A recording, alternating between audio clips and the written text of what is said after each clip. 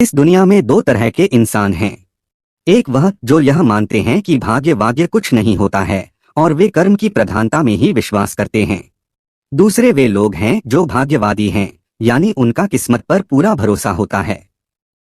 उनका दृढ़ विश्वास होता है कि जो भाग्य या किस्मत में लिखा है वह होकर ही रहेगा। अर्थात इंसान कर्म और भाग्य नाम की दो धुरियों में ही घूमता रहता है और अंततः दुनिया से विदा होकर चला जाता है।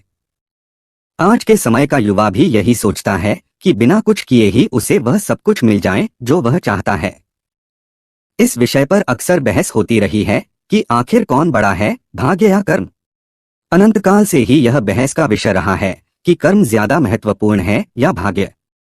जब अर्जुन ने कुरुक्षेत्र में अपने स्वजनों को युद्ध के लिए अपने सामने खड़ा पाया तो उसका शरीर निस्तेज हो गया। उसके हाथों से धनुष छूट गया और प्राणहीन मनुष्य के समान वह धरती पर गिर पड़ा। तब भगवान श्री कृष्ण ने उसे गीता के कर्म ज्ञान का उपदेश दिया।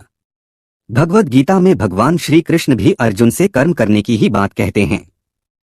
अर्जुन को कर्म करने का ही उपदेश देते हैं। श्री कृष्ण कहते हैं, हे अर्जुन, राज्य तुम्हारे भाग्य में है या नहीं ये तो बात की बात है, परंतु युद्ध तो तुम्हें पहले लड़ना ही होगा, कर्म तो तुम्हें करना ही होगा। गोस्वामी तुलसीदास जी ने भी श्री रामचरितमानस में कर्म की ही प्रधानता बताई है। गोस्वामी तुलसीदास कहते हैं, कर्म प्रधान विश्व करी राखा। अर्थात युग तो कर्म का ही है, प्रधानता तो कर्म की ही है। कर्म किए बिना कुछ भी संभव नहीं है। तो आइए अब उस कहानी की शुरुआत करते हैं जिसमें बहुत बड़ी शिक्षा छिपी हुई है। एक बार एक लड़का परेशान होकर घर के बाहर बैठा था। वह कोस रहा था कि मेरे पिता ने जो भी संपत्ति मेरे लिए छोड़ी थी वह अब खत्म हो गई है, अब मैं क्या करूं? उसी समय उसके पिता के एक मित्र वहां से गुजरे और उसे समझाने लगे कि भाग्य में जो लिखा है वही होगा। उसी रात को उसे स्वप्न भी आया कि तुम्हारा भाग्य पहाड़ की चोटी पर तुम्हारा इंतजार कर रहा है। अगले दिन सुबह वह लड़का उस पहाड़ की चोटी की ओर चल पड़ा जिसका उसे स्वप्न आया था कि उसका भाग्य वहां उसका इंतजार कर रहा है। पहाड़ की ओर जाते हुए उसे रास्ते में एक जख्मी शेर मिला। शेर ने उससे पूछा कि कहाँ जा रहे हो? उस लड़के ने बताया, मैं अपने भाग्य से मिलने जा रहा हूँ। शेर कहता है कि अपने भाग्य से मेरे भाग्य के बारे में भी पूछना कि मैं स्वस्थ कब और कैसे होऊंगा। आगे रास्ते में उस लड़के को भूख लगती है तो वह एक बाग में से खाने के लिए फल तोड़ता है, लेकिन कड़वे होने के कारण फल को वह फेंक देता है। बाग का मालिक उससे बताता है कि कड़वे होने के कारण कोई भी मेरे बाग के फल नहीं खाता है। बातचीत के दौरान जब बाग के मालिक को पता चलता है कि यह लड़का भाग्य से मिलने जा रहा है तो वह उससे कहता है कि अपने भाग्य से पूछना कि मेरे बाग के फल मीठे कैसे होंगे। पहाड़ की तरफ जाते जाते लड़के को रात हो जाती है। वहां उसे एक हवेली नजर आती है। वह हवेली की मालकिन से वहां रहने की अनुमति मांगता है। हवेली की मालकिन उससे वहां आने का कारण पूछती है तो लड़का उसे बताता है कि मैं अपने भाग्य से मिलने जा रहा हूं। हवेली की मालकिन कहती है कि अपने भाग्य से मेरे बारे में भी पूछना कि मुझे खुशी कब मिलेगी। अगले दिन सुबह वह पहाड़ की ओर चल पड़ता है और उसे सचमुच वहां उसका भाग्य मिलता है। वह लड़का भाग्य को उसके साथ चलने के लिए कहता है तथा शेर बाग के मालिक और हवेली की मालकिन के सवालों के जवाब भी मांगता है।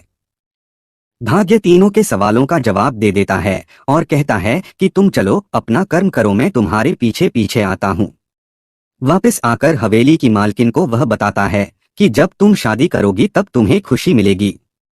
इस पर हवेली की मालकिन उस लड़के को ही उससे शादी करने की बात करती है और कहती है कि मुझसे शादी के बाद तुम मेरी हवेली के मालिक बन जाओगे, तुम्हारी गरीबी दूर हो जाएगी और मुझे भी खुशी मिल जाएगी।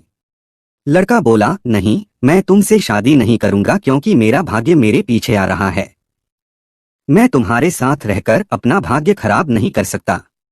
आगे चलकर बाग के मालिक के सवाल के जवाब में उसने कहा कि भाग्य के अनुसार तुम्हारे बाग में जहां से पानी आता है वहां सोना दबा हुआ है, जिस कारण से बाग के फल कड़वे होते हैं। सोना हटाने के बाद बाग के फल मीठे हो जाएंगे। बाग का मालिक लड़के से कहता है कि मैं सोना खोद कर निकाल देता हूं। तुमने मुझे समस्या का समाधान बताया है, इसलिए सोना तुम ले जाओ। लड़का कहता है कि मुझे सोने की जरूरत नहीं है, मेरा भाग्य मेरे पीछे आ रहा है। इसके बाद वह लड़का शेर के पास पहुंच जाता है। शेर कहता है कि क्या तुम मेरे सवाल का जवाब पूछ कर आए हो? लड़का कहता है कि भाग्य के अनुसार जब तुम सबसे मूर्ख व्यक्ति को खाओगे तो पूरी तरह से स्वस्थ हो जाओगे। शेर ने कहा, तुम्हारा बहुत बहुत धन्यवाद, मैं तुमको कोई इनाम देना चाहता हूं। लड़के ने कहा कि मुझे इनाम की आवश्यकता नहीं है। लड़के ने शेर को बताया कि हवेली की मालकिन ने भी मुझसे शादी करने का प्रस्ताव रखा था और बाग के मालिक ने कहा था कि तुम सोना खोदने में मेरी मदद कर दो और सोना तुम ले जाना, लेकिन मैंने उन्हें भी मना कर दिया। शेर ने पूछा, तुमने ऐसा क्यों किया? लड़के ने जवाब दिया कि मैंने उन सबसे कहा कि मेरा भाग्य मेरे पीछे ही आ रहा है, इसलिए मुझे इसकी आवश्यकता नहीं है। लड़के का जवाब सुनकर शेर ने आव देखा ना ताव और उसी क्षण लड़के को खा गया।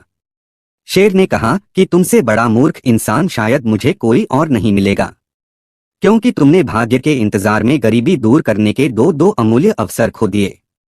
अगर तुम दोनों जगह अपना कर्म करते तो तुम्हारा भाग्य तुम्हारे पीछे नहीं तुम्हारे साथ चल रहा होता। प्रिय दर्शकों, इस कहानी से हमें यह शिक्षा मिलती है कि हमें कभी भी केवल भाग्य के भरोसे नहीं बैठना चाहिए, बल्कि अपना कर्म भी ध्यान और ज्ञान में रखना चाहिए, क्योंकि भाग्य उन्हीं के साथ चलता है जो कर्मशील होते हैं।